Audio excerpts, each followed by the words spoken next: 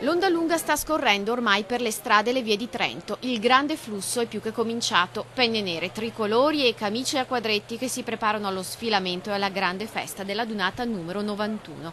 Nella mattinata si stima siano arrivate 250.000 persone, 250 i pullman contati fino ad oggi e nonostante i disagi di ieri presi d'assalto anche i treni. Via via si arriverà, si stima, a quota 600.000 persone per l'oramai più classica e pacifica delle invasioni. 100.000 gli alpini veneti in trasferta per nulla intimoriti da sabotaggi e occupazioni.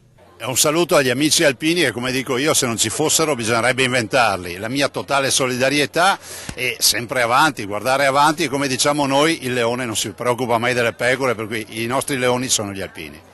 È una città in festa, Trento. Qualche goccia di pioggia, caduta nel primo pomeriggio, non ha certo rovinato l'atmosfera.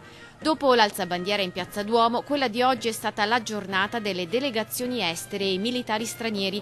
La giornata sempre attesa in particolar modo dai più piccoli della cittadella allestita dai militari. Nel pomeriggio la sfilata con l'Abaro e quelle 216 medaglie appuntate assieme al vessillo di Trento, da Piazza Duomo fin dentro al Teatro Sociale. Il saluto del sindaco e poi via per la grande serata di festa tra concerti di cori alpini e fanfare, brindisi tra le piazze, banco di prova di convivenza pacifica.